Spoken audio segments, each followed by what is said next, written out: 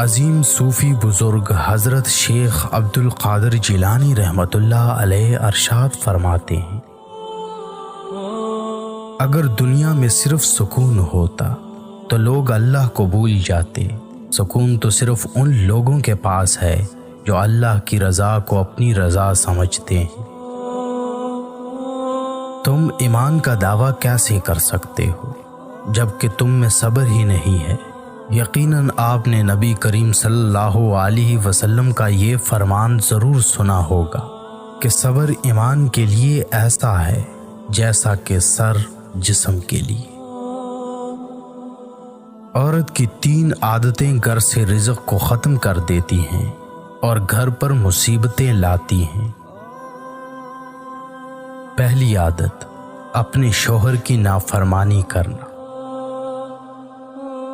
دوسری عادت، بے پردگی اور بے حیائی کے ساتھ زندگی گزارنا۔ تیسری عادت، اپنے رشتہ داروں کو حقیر اور اپنے آپ کو اچھا سمجھنا۔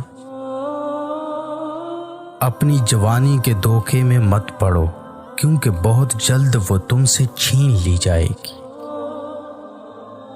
ان لوگوں کی رفاقت تلاش کرو جو خداوند کے ساتھ رفاقت کا لطف اٹھاتے ہیں۔ بے عزتی خالق اور مخلوق کی ناراضگی کا باعث بنتی ہے۔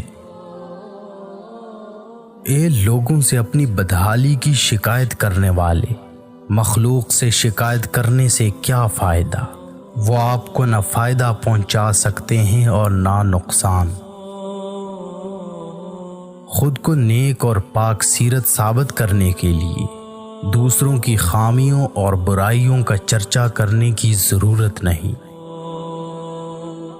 ابھی سے برداشت پیدا کرو، کہیں اتنی دیر نہ ہو جائے کہ برداشت تب پیدا ہو جب وہ رشتہ ہی نہ رہے۔